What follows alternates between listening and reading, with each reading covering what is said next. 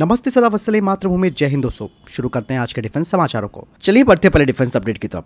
दोस्तों, अरुणाचल प्रदेश में भारतीय सेना अपनी पूरी तैयारी कर रही है और किसी भी तरह की कोई कसर नहीं छोड़ रही है, क्योंकि चाइना LAC पर अक्सर उस इलाके में उकसावे वाली कार्रवाई करता रहता है। ऐसे में भारतीय सेना अरुणाचल प्रदेश में अब चिनूक हेलीकॉप्टरों के साथ M777 अल्ट्रालाइट हाविजर को तैनात कर चुकी है। इसके अलावा भारत अरुणाचल में इंफ्रास्ट्रक्चर को भी विकसित कर रहा है और साथ ही साथ यहाँ पर 2 नई टनल्स भी बनाई गई हैं, जिसमें कि घंटों की दूरी अब मिनटों में तय हो पाएगी। भारतीय वायुसेना का चिनूक हैवी लिफ्ट हेलीकॉप्टर वास्तविक नियंत्रण रेखा पर भारत के लिए एक काफी गेम चेंजर साबित रहा है।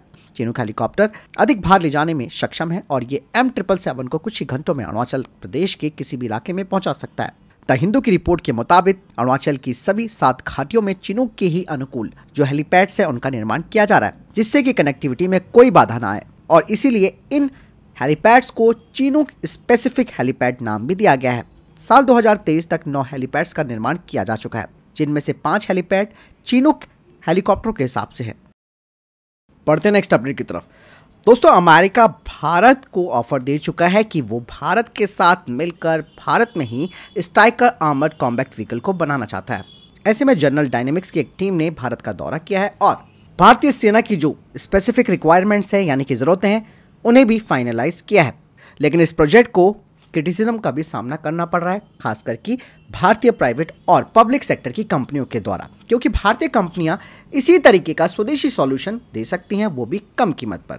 और DRDO भी अपना एक नया व्हील्ड आर्मर्ड प्लेटफॉर्म तैयार कर रहा है। ऐसे में एक्सपर्ट्स का कहना है कि अभी इस पर और विचार किया जा सकता है, क्योंकि यहाँ पर दोस्तों कहीं ना कहीं अमेरिका अपने हथियारों को भारत में बेचने के लिए प्रेरित कर रहा है। इसके अलावा दोस्तों यहाँ पर अमेरिका का ये भी विचार हो सकता है कि दोनों देशों की सेनाओं के बीच इंटरऑपरेबिलिटी को और ज्यादा मजबूत किया जा सके, जिसमें कि सेम प्लेटफॉर्म्स का इस्तेमाल करने से यह आसानी हो जाती है। अमेरिकन स्ट्राइकर को यहाँ पर एक बड़ी चुनौती मिलेगी, जो कि मिलनी भी चाहिए और भारतीय कंपनियां खुद इतनी सक्षम है कि वो इसी तरीके का जो प्लेटफॉर्म है उसे सस्ती और किफायती दरों पर सेना को मुहैया करा सकती है। बढ़ते हैं नेक्स्ट अपडेट की तरफ। दोस्तों, साउथ कोरिया के KF-21 फाइटर जेट के बाद टर्की ने कल अपने कान फाइटर जेट की पहली उड़ान की है। ऐसा करने वाला तुर्की और साउथ कोरिया चुनिंदा देशों की लिस्ट में शामिल हुए हैं, जिन्होंने काफी तेजी से 5th जनरेशन एयरक्राफ्ट को तैयार करने की दिशा में बड़ा कदम उठाया। हालांकि भारत के लिए ये चिंता का विषय इसलिए भी है क्योंकि भारत अभी काफी पीछे चल रहा है। साउथ कोरिया और टर्की अपने 5वीं पीढ़ी के फाइटर जेट का डेमोन्स्ट्रेशन कर चुके हैं, वो भी बिना जो ब्यूरोक्रेट्स हर्डल्स हैं उनके बिना। लेकिन भारत में अभी इसके लिए कोई एक्शन नहीं लिया गया है। दूसरी तरफ चीन 600 J-20 और 120 J-31 स्टेल्थ एयरक्राफ्ट को डिप्लॉय करने का बड़ा प्लान बना चुका है। वहीं पाकिस्तान को J-31 5th जनरेशन एयरक्राफ्ट 2029 तक मिल जाएंगे, लेकिन AMCA के लिए अभी फंडिंग अप्रूवल मिलना बाकी है।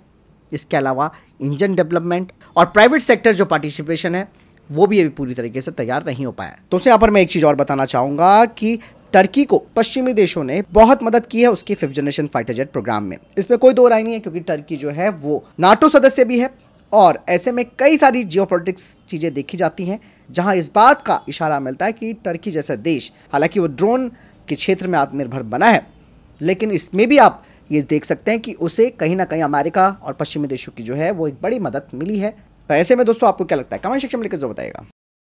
दोस्तों, यहाँ पे आर्मेनिया और अजरबैजान के बीच जंग के आसार नजर आ रहे हैं। कुछ रिपोर्ट सामने आई है कि अब अजरबैजान चाइनीज ओरिजिन के पाकिस्तान द्वारा निर्मित 12 JF-17 फाइटर जेट खरीदने वाला है। वहीं इसी बीच आर्मेनिया भारत से आकाश सैम सिस्टम खरीद चुका है। हालांकि अभी इसकी तरफ से कोई ऑफिशियल जानकारी नहीं आई है, लेकिन इस बात के आसार जरूर हैं कि अजरबैजान। बढ़ते नेक्स्ट अपडेट की तरफ। दोस्तों, भारतीय नौसेना को एक बड़ा बढ़ावा देते हुए सुरक्षा पर कैबिनेट समिति ने 200 से अधिक ब्रह्मोस सुपरसोनिक क्रूज मिसाइलों के अधिग्रहण को मंजूरी दे दी है। और ये जो ब्रह्मोस मिसाइलें हैं वो ब्रह्मोस एक्सटेंडेड रेंज है, जिसके लिए लगभग 19,000 करोड़ रुपए के सौदे को मंजूरी दी गई है। और मार्च के महीने में ब्रह्मोस एरोस्पेस और रक्षा मंत्रालय इस सौदे पर साइन करेंगे। और ये जो ब्रह्मोस एक्सटेंडेड रेंज मिसाइलें होंगी, इनकी रेंज 450 से 600 किलोमीटर के बीच होगी।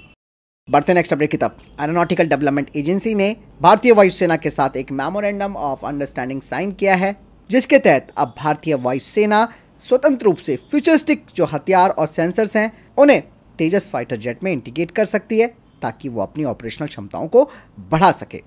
भारत सरकार ने 5 केंद्रीय सशस्त्र पुलिस बलों और असम राइफल्स के मौजूदा मानव संसाधन में करीबन 24,000 कर्मियों की आरक्षित प्रतिनियुक्तियों को मंजूरी दे दी है। BSF, CRPF, ITBP, CISF, SSB और असम राइफल्स में 23,958 कर्मियों की जो प्रतिनियुक्ति है उसके लिए आदेश जारी किया गया है।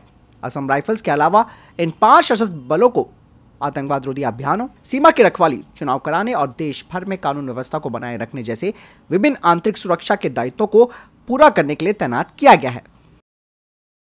बढ़ते नेक्स्ट अपडेट की तरफ। दोस्तों, आप सब जानते हैं कि इस वक्त जो एक एक्सेस है भारत के खिलाफ वो पाकिस्तान, तुर्की और चाइना का है।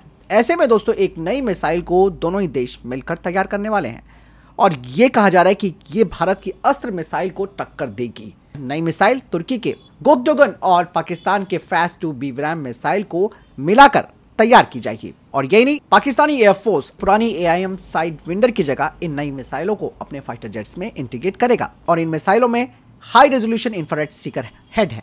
इसके अलावा तुर्की और पाकिस्तान के बीच नई beyond visual range air to air missile बनाने का फैसला किया गया है ताकि भारत की अस्त्र मिसाइल को एक बड़ी टक्कर दी जा सके। ऐसे में सवाल उठता है कि क्या यह मिसाइल भारत की अस्त्र मिसाइल को टक्कर दे पाएगी? हालांकि ये कहना मुश्किल है। तुर्की की ये जो मिसाइल है उसकी रेंज 65 से 100 किलोमीटर के आसपास है। इसके कई वेरिएंट्स हैं और ये फायर एंड फॉरगेट तकनीक पर काम करती है। इसकी स्पीड 4770 किलोमीटर प्रति घंटा है। वहीं पाकिस्तान की फास्ट-2 मिसाइल की रेंज 180 किलोमीटर है। ये एक्टिव RF और IIR सीकर मिसाइल है। इससे एयरक्राफ्ट, ड्रोन और हेलीकॉप्टर को खत्म किया जा सकता है। ऐसे में दोनों की तकनीक मिलकर एक खतरनाक मिसाइल बन सकती है। वहीं भारत के अस्त्र की बात करें तो भारत के अस्त्र मिसाइल के वेरिएंट्स भी 3 है। एक इस्तेमाल हो रही है, बाकी 2 के ट्रायल्स चल रहे हैं। यहाँ पर दोस्तों अस्त्र मार्क 2 जिसकी रेंज 160 किलोमीटर है और अस्त्र मार्क 3 जिसकी रेंज 350 किलोमीटर होगी, वो तुर्की पाकिस्तान की मिसाइल से ज्यादा खतरनाक होगी। बढ़ते नेक्स्ट अपडेट की तरफ। भारत सरकार ने अब अंतरिक्ष क्षेत्र में विदेशी और निजी कंपनियों को अट्रैक्ट करने के प्रयासों के तहत सैटेलाइट्स के उपकरणों को बनाने में 100% विदेशी निवेश यानी कि FDI की अनुमति दे दी है, जिससे कि अंतरिक्ष क्षेत्र में प्रत्यक्ष विदेशी निवेश मानदंडों को आसान कर दिया गया है। इसको 3 अलग अलग गतिविधियों में बांटा गया है, यानी कि प्रक्षेपण यान, सैटेलाइट और सैटेलाइट कंपोनेंट्स। लॉन्च वाहनों में 49% तक FDI होगी, सैटेलाइट्स में 74 और सैटेलाइट्स के कंपोनेंट्स में 100% तक FDI की अनुमति है। बढ़ते नेक्स्ट अपडेट की तरफ। भारतीय वायुसेना अपने नेक्स्ट जनरेशन के फाइटर जेट तेजस मार्क 2 असेंबली जिग्स और फिक्सचर्स के साथ एक महत्वपूर्ण कदम आगे बढ़ा रही है, जिससे 2024 के अंत तक तैयार किया जाएगा।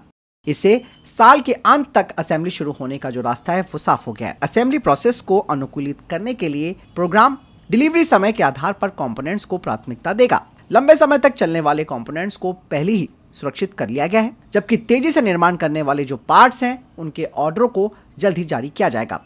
ये सामग्रियों का निरंतर प्रभाव सुनिश्चित करता है और देरी से बचाता है और मौजूदा योजना का लक्ष्य 2025 के अंत तक तेजस मार्क 2 को लॉन्च करना है। इसके बाद 2026 में इसकी पहली उड़ान होगी। HAL और ADA प्रोग्राम के डेवलपर्स के पास बुनियादी हथियार इंटीग्रेशन के लिए विमान को मंजूरी देने के लिए 2 साल का समय है, जिससे कि 2028 में सीमित पैमाने पर उत्पादन सक्षम हो पाएगा। भारतीय वायुसेना ने अलग अलग चरणों में उन्नत हथियारों को इसमें शामिल करने की योजना बनाई है। तेजस मार्क 2 सबसे पहले भारतीय वायुसेना के पुराने जागवार स्क्वाड्रन की जगह लेगा, उसके बाद MiG-29 और मिराज 2000 की जगह लेगा। चलिए बढ़ते नेक्स्ट अपडेट की तरफ।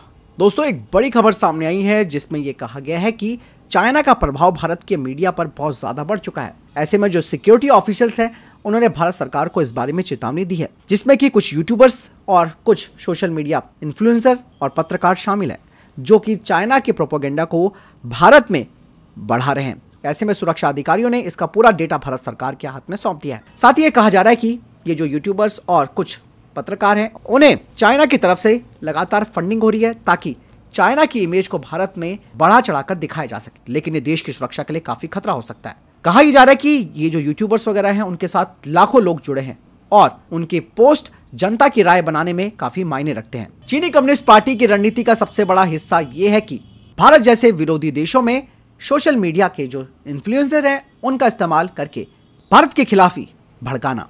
इनका उद्देश्य मीडिया रिपोर्टिंग और एकेडमिक रिसर्च को खारिज करना और विदेशी सरकारों के बयानों का खंडन करना है।